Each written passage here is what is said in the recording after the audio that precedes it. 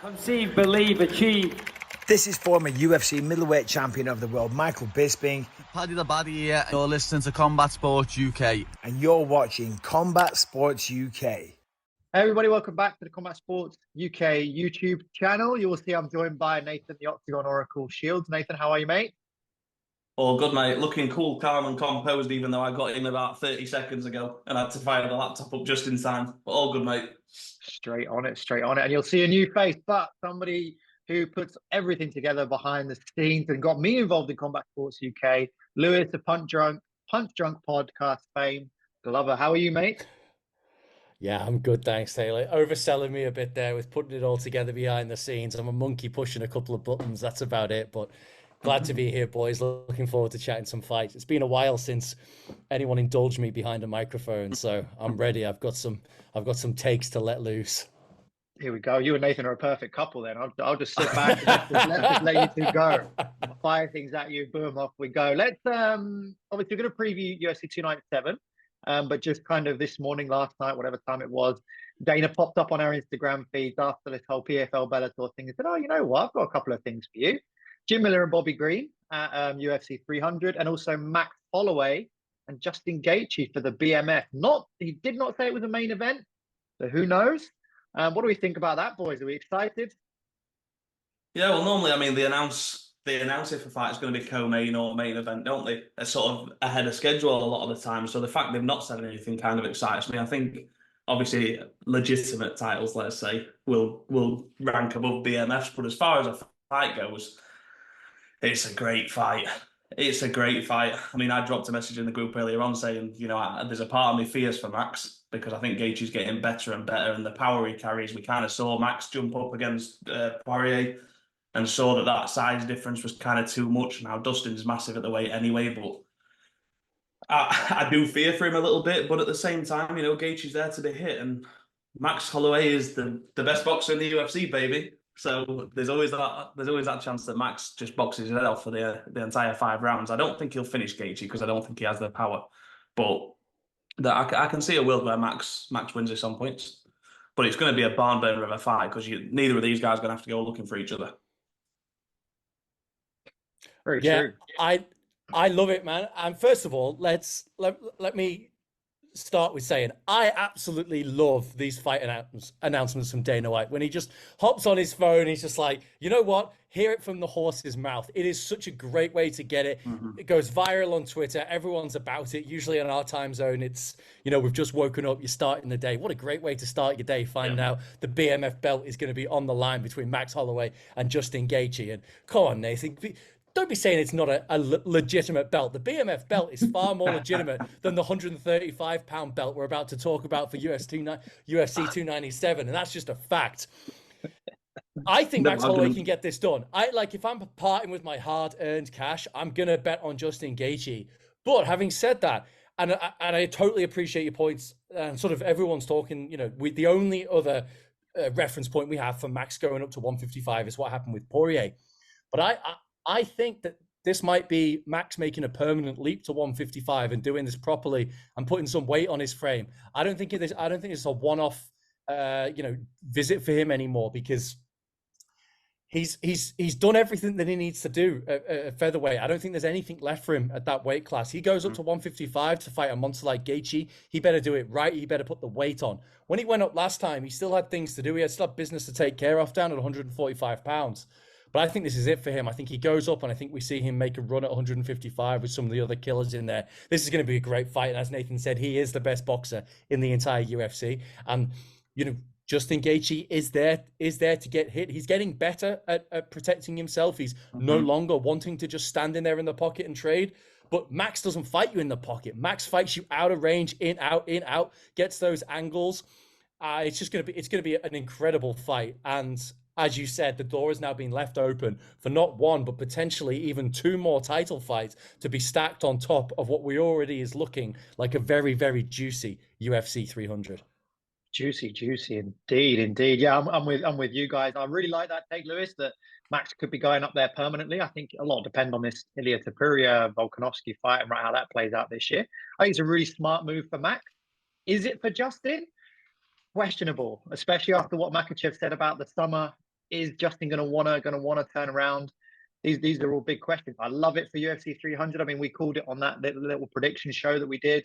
Finally got myself a point on the scoreboard. That Canadian dude, he's up now 2 points on me and you, Nathan. So we hopefully some of our fights will come through.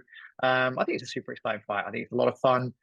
Where they're going to put it on the card is really interesting. Go on, Nathan. Sorry. Yeah, it is. I mean, we discussed that, didn't we? Where this fight would sit, because as far as fights go, good luck announcing a fight that's more intriguing than Justin Gaethje and Max Holloway.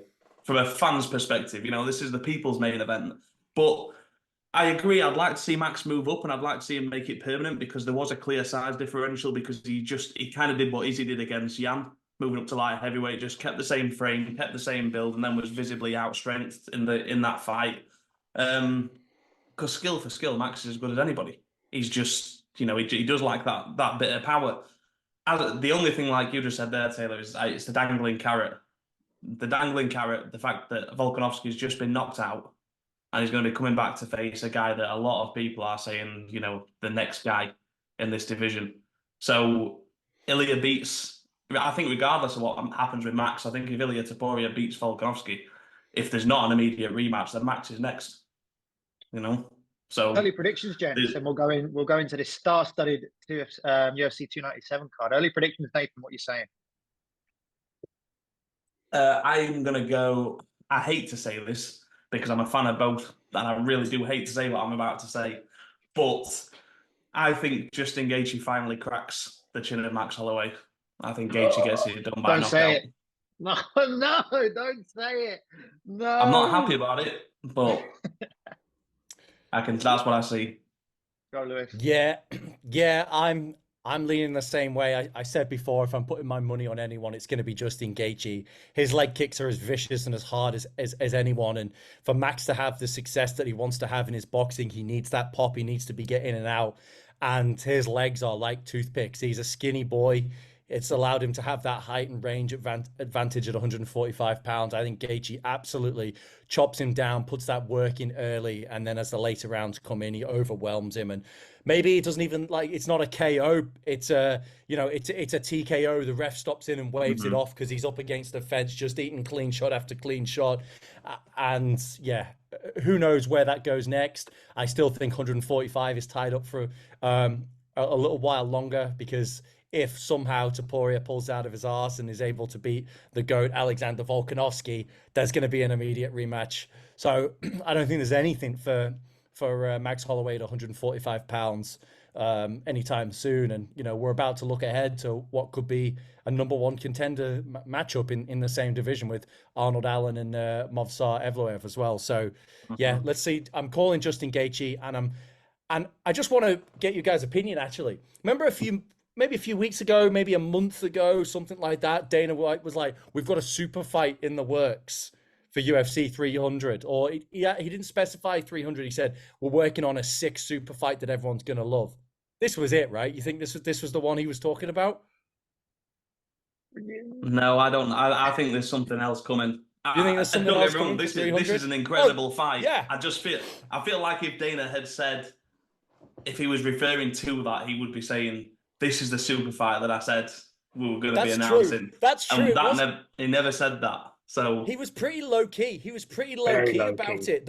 In the announcement, he just sort of started talking about their records and didn't even say, like, we've got one of these. Just started going through the number of wins and finishes. I was like, well, hold on a minute. He's just gone from. Are we talking about Miller and Grimson? Let's not skip over the fact we've got Justin Gaethje and Max Holloway. Just move straight onto the Jim Miller announcement, and it's like, hang on a minute. Yeah, it was an odd one. It was an odd one, but no, okay, fair enough. So maybe another super fight to drop on top of UFC 300, a little cherry on top. Possibly, yeah, because he would come out and say something like, "This is the fight I promised you. This is the main event." Bang, bang, bang. But as we talked about in that prediction show, what are the options? Yeah, I'm gonna make it a hat trick. I love Max Holloway, one of my favorite fighters for sure. But I can't see him getting past this version of Justin Gaethje. I see it going similar to how that Dustin fight went. Justin just kind of piecing him up, and yeah, I think I'd knockout, please God, no. But yeah, maybe something against the fence. With that news, we go straight into 297. Sean Strickland Dricuss Du Plessis. I mean, are we even going to make it to 297, or is it going to get to the press conference? Dricuss is going to make a daddy joke, and the knives come out, and it just all goes absolutely haywire. Like, are we actually going to get there? What's going to happen? What's going to go down, boys? What do we think so far? Let's jump straight into that main event. Do we like any of these two actually? I mean, Sean Strickland's great. I love Sean Strickland because he is just himself, right? There is not a thrill, there is not a performance, there is not a character, there is not anything that isn't 100% Sean Strickland, and he doesn't give a shit either. Love it, being different, hate it, it doesn't matter. With Sean Strickland, you know exactly what you're gonna get. He's an entertaining dude, and becoming champion, he seemingly has just gone to another level of fame, of confidence, of everything. I'm just, yeah, it really could be the making of the guy. And you see the clips coming out of the gym now, and he seems to be taking on a mentorship and leadership role for other fighters in the gym, which is like, a couple of years ago, you say, oh yeah, Sean Strickland is going to be a role model and a mentor for up and coming fighters. You'd be like, I don't think so, Jack. I don't see that happening. So yeah, I do. I have a soft spot for Sean Strickland. Wow. Probably the only person on the planet saying a soft that. spot for Sean Strickland. That's not words I ever Clip thought I'd hear from Cameron, anybody. clip that. Yeah, definitely clip that bit. I mean, you were talking about whether this fight actually goes ahead. I think one thing is for damn sure. If Sean Strickland says that he'll stab Dricuss, I thoroughly believe that Sean Strickland would do it. But, there's a lot of people stand up there like your Colby's, and, I'll always fire some shit Colby's way whenever I get a chance. But if Sean Strickland says something, he means it, and he would do it. I genuinely feel that he's kind of shown his cards a little bit to Dricuss because, okay, it's not the sort of thing you necessarily should talk about, but this is the fight game, man. You leave yourself open to these things if you reveal to all, if you like. And I just think I actually like Dricuss. Not necessarily, from a personal standpoint, he's been a bit quiet and a bit under the radar and stuff. But I think the fact that he just kind of exploded out of nowhere and smashed Robert Whittaker to bits was just, I don't think anybody saw that coming. And, you could argue that victory there, to run through Robert Whittaker like that, is that more impressive than beating Izzy over 5 rounds like Sean did? It's a question. It depends. I suppose it depends, but I think we saw a certain version of Izzy, and I don't think it was a case of Robert Whittaker not being at the races. I think Dricuss just caught him and just put the foot on the gas. And my early prediction for this one, I think Dricuss is going to run through Sean Strickland. Curious. Yeah, I mean, my take on all the shenanigans is it's really tough. It's really tough. I mean, Lewis and I have been to Octagon, right? I think one of the things we were talking about is how it's a bit more of a family show, right? You kind of see a bit of a younger crowd. You see people's families there and stuff like that. And when you look at the sport as a whole, yes, you want to have that Conor Nate style, right? Not Conor Khabib, obviously, but Conor Nate, back and forth, a bit of madness going on, right? Because I even think Izzy and Dricuss was a bit ugly, when they were in the Octagon together, throwing the M word around and things like that, and going after their heritage and all that kind of thing. So all of it, I'm on the fence with Sean Strickland. Honestly, it blows my mind that you're talking about him as a mentor in the gym. You just think, wow, yeah, what he's been through and everything like that. You can't fault the guy. I think that take that he's put it all out there, and he's had it coming. There's some of the stuff he said is pretty past the line. And if that's where you got to expect it to come back. Fight wise, I don't know. What do you think, Lewis? How do you think it goes down fight wise? I mean, Nathan's obviously thrown his hat in quite early. What are you saying about the actual fight, Lewis? I think it's an extremely interesting fight. And Nathan brought up there, the question of whether Izzy was 100%, at the peak of his powers in there. Was Robert Whittaker? To be honest, I don't think either of those guys were themselves 100% at the races. Izzy was promoting a film. He was doing everything else. He was, and clearly he didn't think he was going to be fighting Sean Strickland either. And I think once he found out that Dricuss couldn't fight, he thought, Sean Strickland, he's nothing. I'll walk through him. And I don't think he was 100% mentally there at the races. Mm-hmm. I also don't think Robert Whittaker was thinking about Dricuss Du Plessis or taking him seriously either. Because if we're being honest, what we saw from Dricuss Du Plessis leading up to it was a gassy, plodding, slow striker who, you know, struggled, even though he beat them, struggled to put away Darren Till at a certain point, struggled with Derek Brunson. You know, Brad Tavares made him look human for a moment there. So you could see there was something, but there was never anything where you go, this guy is elite, the #1 contender on the planet. Also, Robert Whittaker was 100% looking ahead to a potential matchup and fighting Izzy in Australia as well. I have no doubt in my mind that the UFC had already made the event and said that this was going to go down, and I think he was looking forward to that as well. In terms of this fight, what we have now with the current champion, Sean Strickland and Dricuss Du Plessis, it's very, very interesting, extremely interesting. Sean Strickland looks now in the best shape anyone has ever seen him in. He looks incredible. He has abs, which is wild. Yeah. He's always been dad bod, definitely drinking 30 Miller Lights, you know, a week while he's in training camp kind of thing. He seems to have just gone to a whole new level. And it may be that what Dricuss has said has brought out another level of intensity and motivation out of him. Dricuss will not take a backward step. That's very clear by the way he's fought and also his mentality and attitude. And Sean Strickland likes to go forward and use his unrelenting cardio and volume to overwhelm you and put you back as well. So I think the X factor in this fight is going to be, does Sean Strickland choose to go to the ground and grapple with Du Plessis? Because if he stands in the pocket and goes blow for blow, there's only one winner, and that's Du Plessis. He's got much more power in his hands. But straight from the word of, you know, one of our favorites here at Combat Sports UK, Mike Bisping, Sean Strickland is an absolute menace on the ground. We just never see it. But Bisping goes back years talking about how good Sean Strickland is on the mat, how you know, top level his Brazilian Jiu-Jitsu, his MMA game, Brazilian Jiu-Jitsu is. And so I think if he needs to look for a differentiating factor in this fight, that's where we look for it. And so I'm going to give the edge to Sean Strickland. I'm going to pick him to get it done. As a decision or finish, do you think him? I'm going to go finish, because there's no way Dricuss, his cardio holds up for 5-minute rounds and doesn't leave an opening to get a finish. So it's either he gets it in early. I think you're forgetting about the magical nose operation that just fixed all of Dricuss's problems. You know, that's what he was saying before going into the Darren Till fight. Came out of that, had his nose operation, went in there and blasted Robert Whittaker to bits. So I've no doubt it's helped.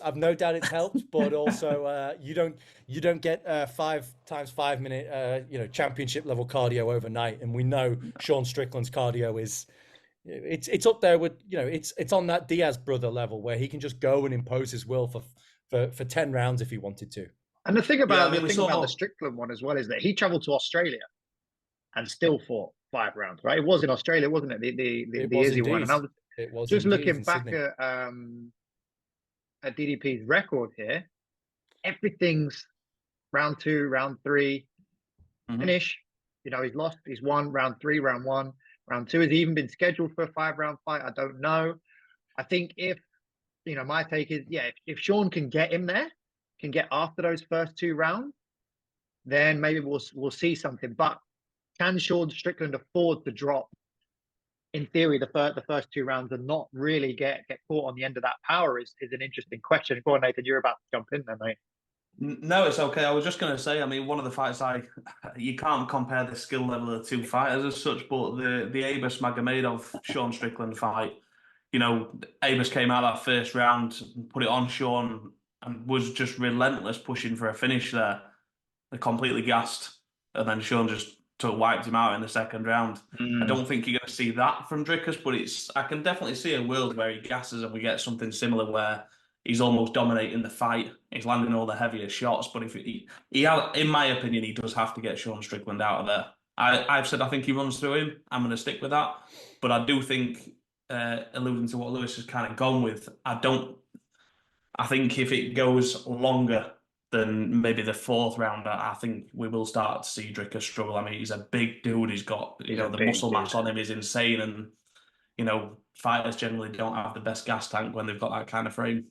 Yeah, and just a little note on that: Sean Strickland has gone full 5-minute rounds in 5 of his last 7 outings, and all of his fights have been, I think with the exception of the Alex Pereira one, have all been scheduled for 5 rounds as well, including that main event over Magomedov, which Nathan just brought up. Yeah, he was king of the Apex for a little while, wasn't he? So, Nathan, what you're saying, I'm going to push you for a round. Do you think a DDP finish? I do, yeah. If I'm, do you know what? I'm not going to shy away from it. I'm going to go round 1. Ooh. I think it's dead quick. I think that, you know, they'll exchange. The fight will start on the feet. I don't think we'll see Sean go to any of the grappling. It's a little bit saying why doesn't just engage you as he's wrestling? You know, it's not something that we know they've got it. They just don't use it. It's not the style. So I think he'll stand with Dricuss. I think that's a big mistake. Yeah, I think I'm going to go with Dricuss by finish in the 3rd. I think Sean's going to ride through that first, have a little bounce back in the 2nd, but then I think Dricuss is going to just go at him in that 3rd round and catch him out. So takes us nicely to the event that our colleague John Bogoslaski has made himself homeless for in order to get a ticket for this card. He's made himself homeless. That's why he's not on the podcast anymore, why he's not posting any more articles. Raquel Pennington from Mayra, Bueno, Silva for the vacant bantamweight belt. How excited are we for this, guys? I thought John disappeared because of his affiliation with Manel Cap and, you know, last weekend's events. But anyway, that maybe I'm wrong. Up in the air. As for this fight, I mean, this is the people's main event of this card, isn't it? This is the one that we all want to see. It's got everything you could possibly ask for. It's a title fight that you pray for on a pay-per-view. And if I'm in Canada, I'm absolutely jumping out of my seat to grab a ticket for this. If John has in fact made himself homeless to get to this event, I question more than I usually do his mental state, because if you're going to buy tickets to a pay-per-view, jump on a flight, head over to Vegas or something like that. Don't do it in Canada if this is the card. What a take. What a take. Yeah, making yourself homeless for Raquel Pennington is not a decision I would advise. No. I got to tell you what though, Mayra Bueno Silva just keeping it 100, being like, yeah, this is a dog shit fight basically. I understand why no one wants to watch it, because Raquel Pennington sucks on paper, sucks in real life, and has no business fighting for a belt again. But here we are. This is the world in which we live, in what was already a shitty division that was only being held together by the fact that Amanda Nunes could come in and crack everyone's heads together when she was, you know, feeling like she was doing it. The Juliana Pena fight was an aberration. It was pound for pound one of the worst displays of skill in a championship fight you'll ever see, and that includes local, regional, amateur fights. Now the division, she's gone to, you know, enjoy her family and enjoy her retirement. And to be honest, until she hits like the age of 40 and she can never come back, whoever's 135-pound champion in my mind is just holding the belt till she decides to come back and take it off someone, and she may well do that, and she could get off the couch in 3 months' time and beat both of these ladies. That's the reality of this division. UFC should close it. They should open 105 pounds, but that's a whole other conversation to be had. I really hope Mayra Bueno Silva wins. I just like her character, man, and Raquel Pennington I don't think she deserves it. So that's it. No. That's it. I think do you know what? There's only one thing that I'm looking forward to less than this fight. And that's, I know at some point I'm going to have to see or hear from Juliana Pena, whether she's at a press conference, whether she's cage side, whether she's just talking shit on social media. That is the one thing of this event that I'm looking forward to the least. Too right. Couldn't agree more. She's already started.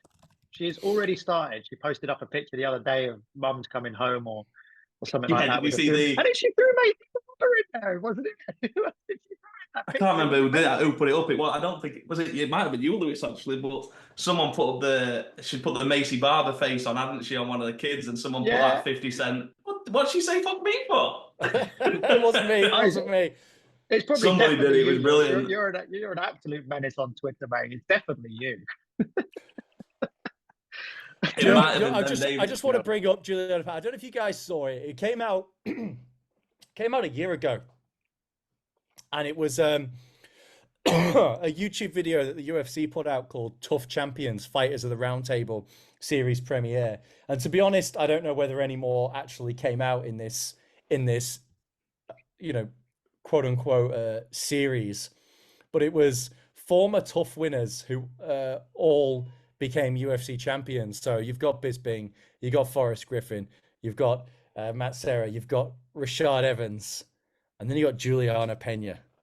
It's like, you know the meme with the soldiers lining up to SWAT style raid the door, and there's one of them's a clown. That is the most perfect use of a meme ever to describe this. It's just like, she sucks. Nobody likes Juliana Pena, and she just keeps inserting herself into this conversation because Amanda Nunes probably had some, just absolute fatigue of being the champion and dominating and decided to walk through a title fight and not train for it. And that's what happened. And all of a sudden we have to remember that Juliana Pena was a champion, somehow won the championship belt, and then had the gall to say that Nunes was retiring because she was running away from her. Yeah. I mean, my goodness, all I can say in a defense, and it's the same people say for Colby Covington, except Juliana Pena actually believes her shtick, is that people actually care. People will tune in to see her lose now. That is one upside for her. Yeah, that's got to be the only upside, right? I mean, she's still. I think. Sorry, mate. Go on. I was just going to say she's still ranked number 1. You've got Pennington at 2, Bueno Silva at 3. Has there been some fiddling with the rankings here to kind of beef this up a little bit? Because I'm sure Pennington was down there at 5 or 6, or is it just because everyone below them has lost, basically? I just think this is being played down a little bit. I mean, we haven't got our title fights for UFC 300 yet.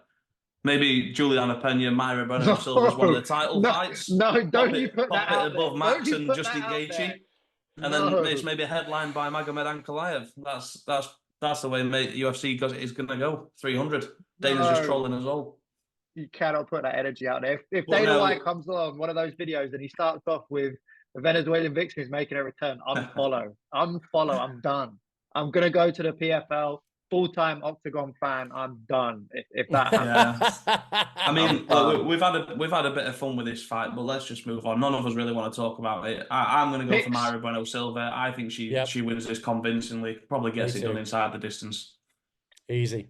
I mean, Pennington's. They're going to be like unbeaten in her last 5, and she beat 100-year-old Marion Renault. I genuinely, and I just look, she's ranked number 7 in the division. Who the fuck is Pani Kianzad? I don't even know who that is. She's somehow ranked 7. She beat her. She beat Maisie Chasson. Yeah, who cares? Aspen Ladd isn't even in the UFC anymore. And Ketlin Vieira, a split decision, excuse me. This is a split division as well. It is a split division. I don't care. But like I said, I really respect Mayra Bueno Silva's just frank and honesty and the way she's just approached everything. And she said on paper, people don't want to see it, but I'm going to bring a show. And I really hope she does. That would be nice to see. But that's all that needs to be said. Agreed. I'm going to make it again another hat trick. Bueno Silva in the distance, and then she goes on and smashes that person that's coming back to the UFC at some point. So that takes us to, I mean, everyone I think likes this guy, right? Mike Malott against Neil Magny is the next fight on the card. A local, obviously Canadian. I think Mike Malott won a lot of fans in his last fight, and he kind of jumped on another Canada card here. I think they're kind of trying to stick him up as a bit of a Canadian poster boy, right? Yeah, I think it's the thing that kind of, I get it because there's a couple of Canadians in here, but I suppose from a British bias and my perspective on this, I'm looking at Neil Magny ranked 13, unranked Mike Malott, Chris Curtis ranked 14, unranked Barriol, and then we've got the number 4 ranked featherweight in the world, Arnold Allen, and Movsar Evloev, the number 9 ranked featherweight in an absolute. It's a belter of a fight, let's be honest, insofar as, how interesting it is for that to be further down. I get it. There's the Canadian thing, there's the weight thing, but, for me, the first thing I looked at on this was, why is Arnold Allen so far down this card? 100%. 100% agree. Yeah, I think he should definitely be further up, and that is a massive fight in that division. I mean, let's stick with it chronologically. Let's go Yeah. with Magny and Mhm. Malott. Do you guys think this is the UFC trying to give him a bit of a jump up? Neil This is Magny's what they obviously do. he ranked? This is what they He's still do. ranked. Yeah, he is. He's 13th. This is what He's they do. 13. If they've got a welterweight prospect they like and they need an excuse to vaunt him into the rankings, here you go. Son, have a crack at Neil Magny. Can you beat him? There you go. He is the official gatekeeper of the welterweight division. Shit, even if he loses, they'll only drop him to 15, so they can roll that out one more time for another unranked welterweight just to jump them up in there. That's just how it goes. When was the last time Magny won fairly recently, didn't he? Actually, It did. It was fight before last. It was Ian Gary last, the one he lost, and then he beat Phil Rowe. Rowe, yeah, quite easily. I don't know why that was a split decision, but that was a straightforward win. And that was, again, people were saying, "Oh yeah, Philip Rowe, is he gonna? He's won 3 on the bounce. Is he ready? Is he ready to jump into the rankings?" Neil Magny says, "Not today, son. It's like a bouncer at a club. You got to have a couple of nice looking women with you, otherwise Neil Magny's not going to let you in." I think it's like you said, the gatekeeper thing. I mean, you look down his record here. You look at Ian Gary, now highly ranked, lost that one, won the fight against Phil Rowe. Then he lost to Gilbert Burns, who was a top contender. You beat Danny Rodriguez, who was now no longer with the UFC. Lost to Shavkat, beat Griffin, beat Neil, lost to Chiesa, beat Lawler. A much older Robbie Lawler. But the point is there. You look at all the guys that Neil Magny beats, and they're either not with the UFC or not in the top 15 anymore. Yeah, true. Everybody else beats him. So, but he only loses. He only loses to top guys though. Ian Gary, Gilbert Burns, Shavkat, Mike Chiesa, Santiago Ponzinibbio, RAF4 champion Rafael dos Anjos. Lorenz Larkin is not with the UFC anymore, but he's an absolute savage, Lorenz Larkin, and Damian Maia, like serious dudes that he only loses to. So UFC desperately wants another poster boy for the Canadian market. Can Mike Malott be that guy? Had a very impressive performance last time out against Adam Fugia. I like Adam Fugia, nice guy, but Malott just ran through him. The question is, where is that? Where's that level? And we're gonna find out. But I'm gonna lean Neil Magny. Because until I've seen it happen, I'm gonna lean with the veteran, the guy that's proven it all. Completely agree. That's where I sit with it as well. If I'm chucking money on this, I'm putting it on Neil Magny. Just haven't seen enough from Mike Malott at a level. If he pulls it off, like you said, he's projecting into the rankings, and then there's no step backwards. You're gonna be fighting killers. But is he there yet? I'd like to say yes, because I'd like to see him do well. But I'm not convinced I've seen enough from him at a high enough level yet to say that he beats Neil Magny. I'm going to say he does. I'm going to jump out there and I'm going to say he does. If I remember rightly, and gents, correct me if I'm wrong, I think Magny got a bit of a schooling off Ian Gary. It was a unanimous decision, but I seem to remember Gary dominating that fight, like pretty much doing whatever he wanted with Magny. By the time it does come for everybody, I completely agree. He'll still be ranked at probably 14, because Michael Chiesa is not fighting anytime soon. He hasn't fought anytime recently, right? Maybe last year or the year before. And I really like Mike Malott to come out here. I mean, they're throwing him on this card in Canada for a reason. They want to build him. He's going to have the energy of the Canadian crowd, which I think he really fed off really well in that Fugit fight. As Lewis mentioned, he's high level as well. I think he was undefeated at the time. And I think Mike's got it in him to feed off that crowd, to go out, get a fast start against Magny, and maybe even put him away in that second round. I mean, that is very, very ambitious from my side, I know, but I want to believe that our friend John has not made himself homeless for that co-main event, and this is the reason he's done it. So I want him to have a good time and get those Canadians going. So official pick for me is Mike Malott. I finished second round finish. Maybe, well, I don't know how, but second round finish to some extent. So we teased it up a little bit earlier. I mean, this card also sees the return of one of our favourites, Mr. Meal Deal himself, Arnold Almighty Allen. It's good to have him back, right? I mean, I feel like this is a massive fight for him coming off that the Max Holloway fight.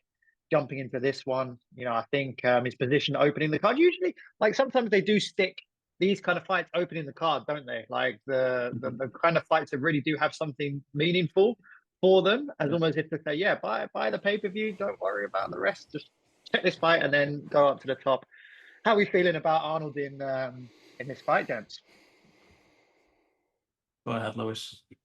I'm extremely confident in Arnold Allen. I expect him to be UFC champion one day. I think he's got every tool in his bag to get the job done here and continuing to develop.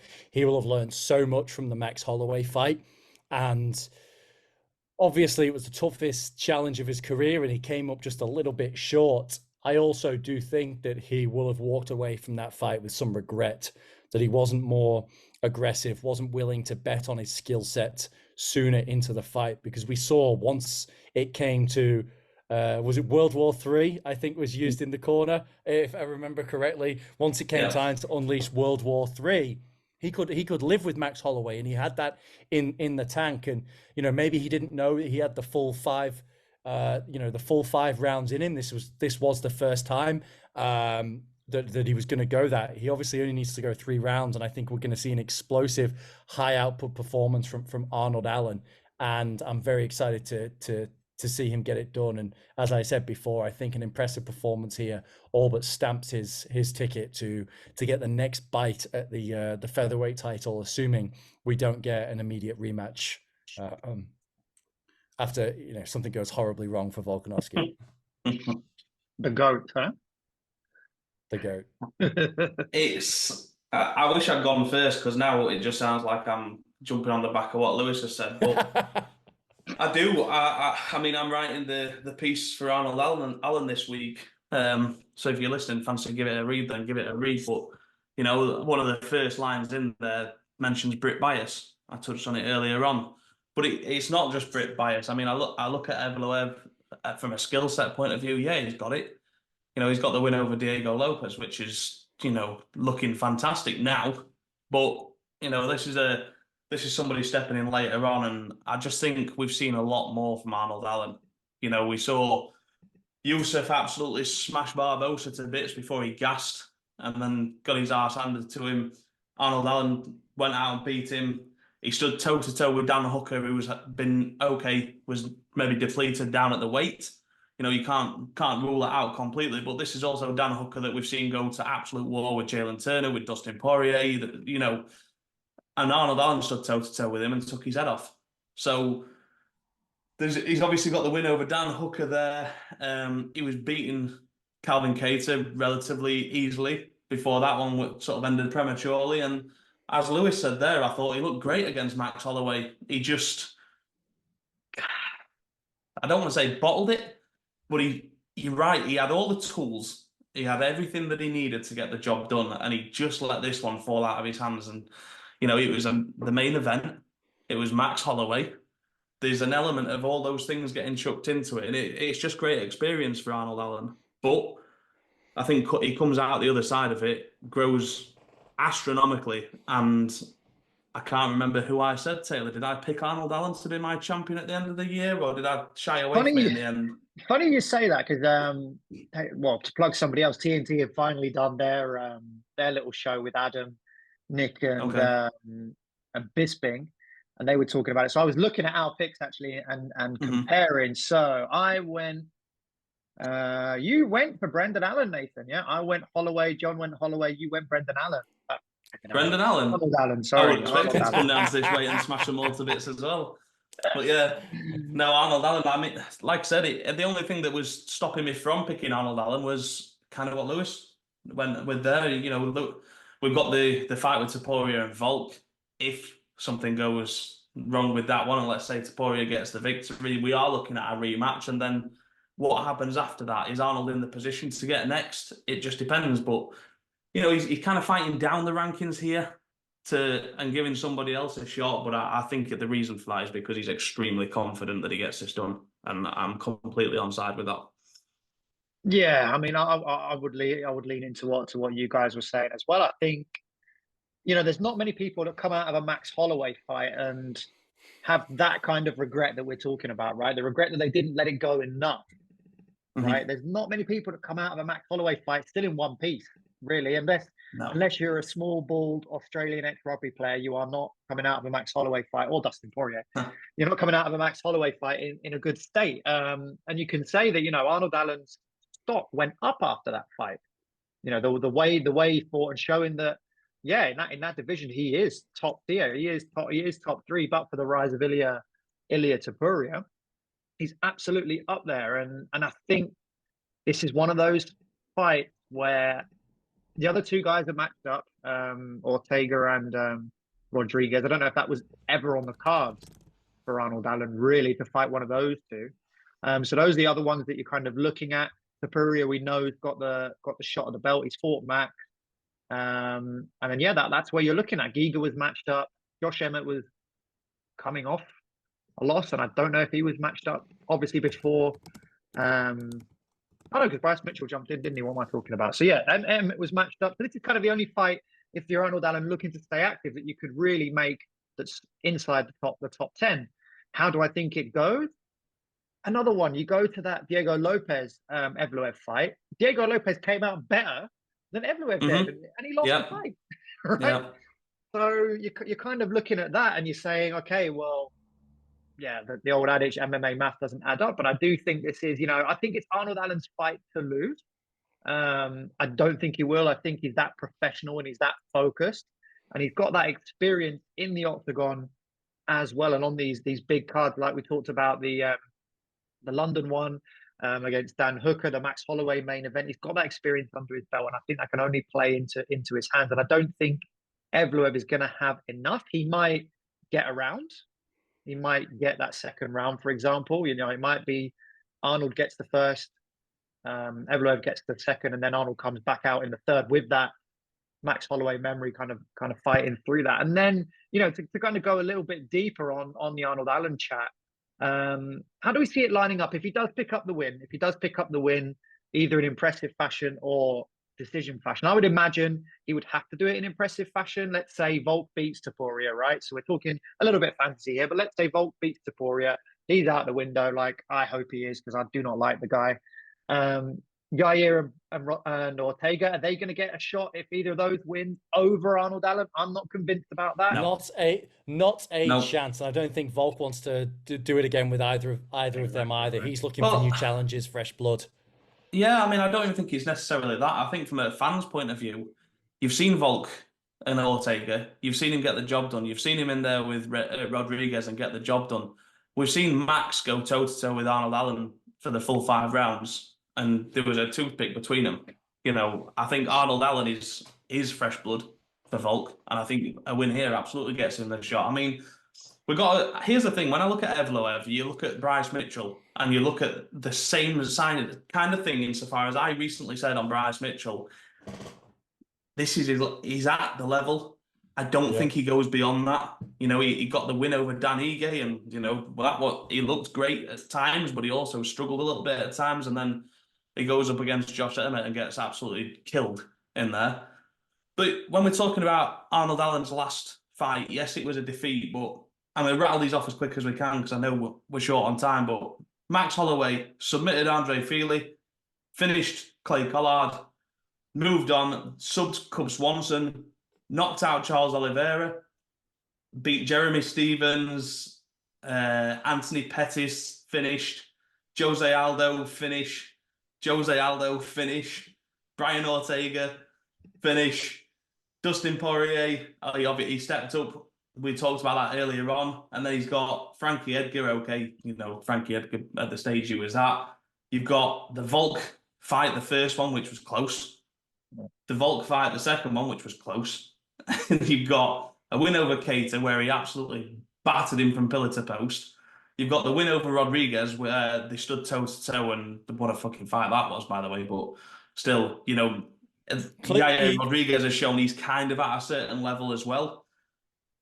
Insofar as he belongs up there, he showed that against Max. But then you've got the Volkanovski one, and then you've got Arnold Allen, right? And I just look at it and I think, we're talking about Max Holloway. The only guys Max Holloway has not even beat, but the only guys he's actually had close fights with are top of the food chain. You know what I mean? It's not that he's only beating certain guys or losing to certain guys. It's how he's beating them as well.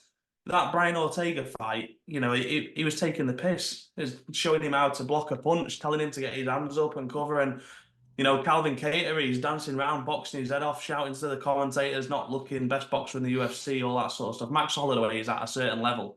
And just because he's lost to Volk, it's like in some people's minds that stock for Max Holloway has dropped a touch. And we've got to remember that he'd been in there twice with Volk.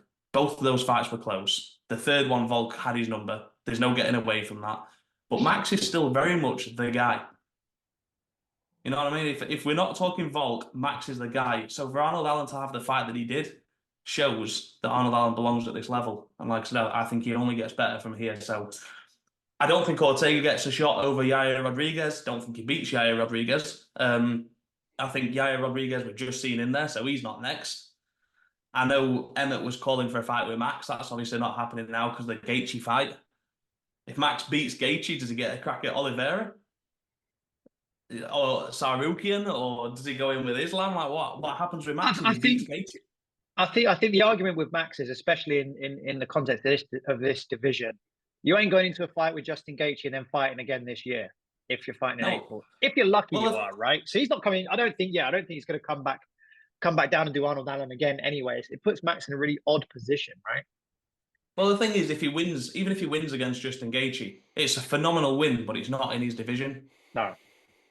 So, and if he wins against Justin Gaethje, you have to stay at 155 pounds because that gives you the confidence and the impetus you need to go and up and do, have another crack at greatness. He's tried to do it once before. Can he become a two-weight UFC champion and put himself in a very select group of people? So, if he loses to Gaethje, he's probably out, on bed rest for the next 6 months anyway, because he's being taken to pieces, which we probably think is going to happen. But if he does win that fight, then he's staying up 155. So I think we look at this featherweight division, and I think you can scratch Max Holloway's name out of it, at least in pencil, maybe in pen. And yeah, you're completely right, Nathan. MMA fans have a memory like they are the ones inside the octagon in, receiving their head trauma. It's embarrassing at times. And people have quickly forgotten how good Max Holloway is at 145 pounds and what he's been able to do. It just happens that he has been, his prime came along with someone who's just a little bit better and will go down as the greatest featherweight to ever do it. But Max has been there, done it, got the t-shirt. The thing is, we're looking at the same thing with Volk. We're in the exact same position with Alexander Volkanovski now. This guy is one of the greatest that we've seen in this modern era. He goes up, he loses, he gets knocked out. Fair play. He gets knocked out against Islam Makhachev. But he comes in late. He has the fight. He gets caught. So what? He's fighting the #1 pound-for-pound fighter on this planet today. Gets beat, and now everybody's turning around and talking about how much of a chance Ilia Topuria has. It's madness. I like Topuria, but it's the disrespect for Volkanovski, that short memory of he's lost once to the #1 guy, and now he's washed. Go back one fight, two fight. Everyone was saying there was a lot of people calling that he beat Makhachev last time out. Comes back down, makes light work of Yair Rodriguez, but now he has one knockout. Early doors in their fight, so it's not like he was getting battered pillar to post for 5 rounds, and everyone's he's lost a step now. It's bollocks. So there's a ramp. Go on. To those of you watching and listening, you haven't flashed forward into the future. This is not the 298 preview. We've got that a little bit of a rabbit hole here. I just want to throw out one more question about Arnold Allen and get your guys' thoughts on this. Do you think there's any, to play devil's advocate, right? We're all singing his praises. I think we all have a pretty similar opinion of this fight and how it's going to go. But do you think there is a little bit of a Max Holloway hangover where in the back of his mind, there might be that voice that says, "Ooh, last time out, you couldn't pull the trigger. Last time out, you lost to one of the best." Do you think that might be banging around Arnold Allen's head at all? No. I think Arnold Allen is as calm and as cool about fighting as he is about getting a meal deal from Tesco. He doesn't care, man. He's just so relaxed. He's so chilled. He's such a nice guy. He goes in there. He's an absolute killer. It's all business. He's been in there. He's gone toe-to-toe with Max Holloway. He's walked out. And if anything, in defeat, his stock grows. So I don't think there's anything to be you know, a little ashamed of. I don't think it was even a case of not pulling the trigger. I think you get caught in this chess match sometimes with Max, where he drags you in and he gets you to play his game. And I think Arnold was doing that a little bit. And then, like we said, we got the World War III talk, and it was a case of, right, I need to go now. And as soon as he did that and he started trying to put his own game in his play, he'll have just come out thinking, he'll have come out kicking himself because he'll have thought, fuck it, I could have won that. But it's just something that he learns, you know, and moves forward with it. I don't think there's any negative impact on Arnold Allen. It's odd because on the UFC website, under the rankings, it's showing that he's gone down a spot, but none of the 4 people above him have fought recently. Volk obviously being the champ, right? Max, Yair, and Ortega. Don't make sense that. But anyway, we're all going Arnold Allen wins. I'm going decision. You gents, did you say or not? Win decision. Yeah, I think he gets Decision. it done. No. I think he stops Evloev. I'm not confident in that pick. I'm confident in him winning the fight. But I just think, again, I think we've not seen Evloev at a certain level. I think Arnold Allen's absolutely there. You know, he carries power, he can hurt people, and I think he's going to hurt Evloev. One thing's for sure, and I've probably just completely jinxed this by saying this out loud, but Evloev is not going to win by stoppage. He's an absolute decision merchant, has never got to stop inside the UFC. So, yeah. So, okay. Interesting. Well, that's how we see this one going. And we all hope, obviously, it goes well for Arnold Allen. I think we'd all be in agreement when we say he's probably one of our best prospects for next British champion. We are counting Tom Aspinall as a full champion. None of this BS with John Jones and Stipe.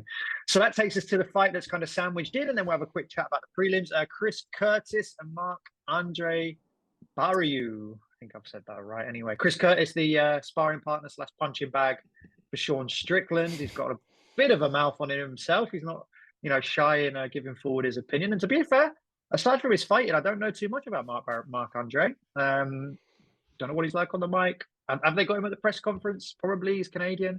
How do we think this one goes down, guys? 185, this one, eh?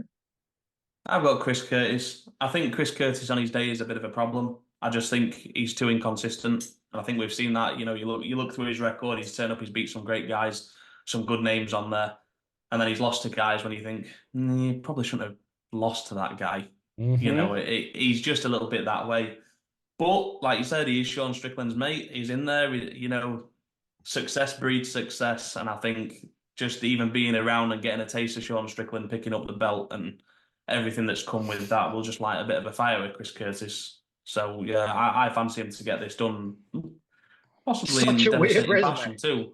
Such a weird resume. Win over Brendan Allen, win over Ronaldo Vieira, lost to Jack Manson, win over Joaquin Buckley, lost to Kelvin Gastelum.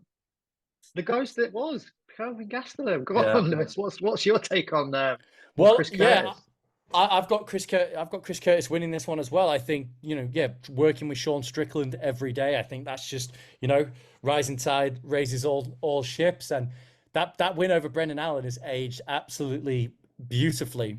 And yeah, he has been inconsistent at times.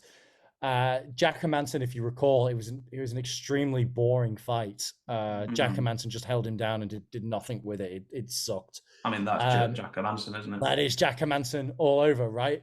But it was a good back and forth with Kelvin Gastelum. So yeah, I'm very much looking forward to seeing how he performs. But I am picking him to get the job done over Marc-Andre. Oh, not fancying the Canadians, are we, Lewis? Going for a lot of upsets here. Going to upset the local crowd. John will be coming after you on the review pod if he's some internet connections, right? Yeah, I mean, Marc-Andre's coming off the win against Eric, your boy, Anders last June. Unanimous decision. You've got a couple of finishes in there as well. A loss to Anthony Hernandez recently. So, yeah, I kind of lean similar to you, Lewis, mate. Eric Anders is not a good win. So getting a decision over on Eric Anders is not something to pat yourself on the back about. It's whatever. I just remember Eric Anders for getting Muay Thai against Khalil Roundtree Jr. That's the only reason I know Eric Anders, really. Yeah, it's a strange one, isn't it? Because I mean, we'll move obviously into the prelims, but like you look at the main card: Strickland, Du Plessis, Pennington, Bueno, Silva, Magny, Malott, Curtis, Barriel, Allen, and Evloev. Doesn't scream pay-per-view to me. No, obviously it lost a couple of good light heavyweight knocks, didn't it, with Rakic and Blachowicz, and also Yeah. Carlos Ulberg against It's there. who was he I've supposed to lost fight? that one as well. It's completely But they rebooked memory it. hold. They rebooked it. Yeah, man. they've rebooked it. Carlos Ulberg, who's he fighting next? Oh, pain. My brain is not Dominic working. Reyes. Dominic Reyes was Thank you. cancelled. And Volk Yeah. Tapuria was allegedly supposed to be on this card as well, according to Tapology. But Yeah, Okay, it's so just. I mean, like I said, it's just a little bit disappointing. You know, for Canada, if you're over there. I mean, the Strickland, last Du pay-per-view, Plessis. in Canada they got kind of sucked as well, right? They're just I know, that's what I mean. giving them the scraps. yeah, what Yeah. great was it? Well, It I was suppose if great. you're Canadian, it's a little different. You know, we have a lot of British fighters fighting when we have the fighters down in London, and you know they're not top of the food chain guys necessarily, but they're homegrown talent, so they get on a main card. But generally, they're decent matchups, and you get something special. So I just hope this is the same. I'm not They're just holding too my. polite. They're too polite to complain about it anyway, the Canadians. They know Dana knows he can foist any old shite off them, and they'll just say, "Oh, thanks, Dana. Thanks for coming back." And I mean, Yeah. it does speak to the quality of this card when you're watching the fights on the weekend and they're giving you $10 off the pay-per-view, right? Even with the Yeah. deal and everything, they're still giving you $10 off. So it's got to be, what is it in the US? $80 for HD for this pay-per-view. Yeah, Then and it's I almost mean, like, go on, mate. I was just going to say, anytime you can watch Raquel Pennington in high definition, you simply have to do that. So, you know, I'm excited. You just what a deal! $80. My goodness. It's just it just stinks of mediocrity, this card, to me. It's just not good. It's not that it's terrible, it's just not pay-per-view worthy. It's a fight night card. You've got I mean, when your big title fight that's on there includes Sean Strickland, with all due respect, and I'm the same as Lewis said, I like Sean as a character. I think he's brilliant, adds a lot to the UFC. But if we're going to just talk predominantly about his fighting style, it's fucking boring. Right? It's not entertaining, and he's the main guy with the belt in the main event. The co-main event, you've got a girl who's had a couple of little drug things going off in the background against a girl that's absolutely not title ready, facing off in a mismatch. And then you've got, as you look down again, you're dropping your third card. It's Neil Magny, Mike Malott. I mean, that's your third fight on the card, pay-per-view. Fucking dog shit. Dog shit. Yeah, it's And like I said, Arnold Allen's down there with Evloev, and okay, I think it's a little one-sided, but I think as a fight, it's much more intriguing, that one. Yeah, Is there anything on the prelims you're excited about? Yeah, I was just gonna say it's a bit like paying your Sky Sports subscription and you're getting Burnley versus Luton on a Friday night and you've got like a really big game on a Saturday, for example, right? Like it's not what you want. We've got a lot to look forward to. Anything on the prelims? I mean, I was gonna kind of point towards Gillian Robertson for you, Lewis, because I know you've spoken to her a couple of times. She was on a good run when you spoke to her the first time round, if I remember rightly. And then she spoke to me and it all went to shit. So I like Gillian Robertson. Look, you know, it's she's a fun fighter. She's a character. Polyana Viana is, you know, she's liked by MMA Twitter because of her physical appearance, but she's not a good fighter. She's 4-5 in the UFC, like no great wins, nothing too impressive. So I expect Gillian Robertson, home favorite, to get that one done there. So yeah, looking forward to seeing Gillian get out there and work. Yasmin Yazdavicius, she's having a bit of a resurgence in her career at the moment. She again, Canadian girl. She can bring a bit of violence. So looking forward to seeing her. I think they've set her up with an easy matchup against Priscilla Cachoeira, who's, you know, 35 years old, not very good, let's say. So yeah, I think she's going to be favorite, and looking forward to seeing her get it done. But for me, the main fight that stands out on the undercard as something that's worth watching is Charles Jourdain versus Sean Woodson. I think that's going to be a good knock. And then the last name I'll just point out there is we've got another English guy on on the prelims there with Sam Patterson, and his UFC debut did not go as intended. He got caught by a left hook from, I think it was a left hook from hell, and went out like a sack of potatoes. I just hope that he gets an opportunity to show sort of some of his potential as to why the UFC brought him on. Yeah, we were I good mean, few it fights wasn't. deep for that. Yeah, it was a bit of a nightmare, wasn't it? And I'm not convinced I see this one going much better. I'd like to see Sam do well, but I do have my worries for him. Like you said, I mean, I looked through that card. I'm pretty disappointed with it. There's not a lot jumps out to me. The one that I was interested in because I've really enjoyed watching him lately is Charles Jourdain. I think he's just been looking like he's getting better and better. And yeah, I'm excited for that one with Sean Woodson. Outside of that, couldn't really give a shit. If I'm honest, I'll watch him, but I don't really care. You'll watch it because you'll be doing the live tweeting, right? Yeah, well, there's a chance, yeah. Yeah, I mean, there's every chance I steal another hour of kip in the evening before I wake up to start watching the maybe even from the Charles Jourdain fight, and then catch anything else worth watching up in the morning. Yeah, I think that's probably the call. I do like Gillian Robertson. I always like a grappler that goes for submissions, and she's one of those that does it. And she came across really well in your interviews with her as well, Lewis. So I mean, go back down the channel, you'll find those two interviews from. Was it two times you spoke to her? You know what? I can't remember. I know. Like as Combat Sports UK, we've done a few interviews. I've definitely done one, maybe two. Yeah, so she's on the channel, so you can find her, and maybe even Sam Patterson's on the channel. We'd have to go and have a bit of a dig. Any final thoughts, gents, on this card? Are we just looking forward to getting it out of the way and getting to 297? Yeah, pretty much. I mean, I've just 298. clicked right to see what's next tonight. It's Delidze and Imavov in the main event at the Apex, right? And that as a main event, and the co-main event is Renato Moicano against Drew Dober.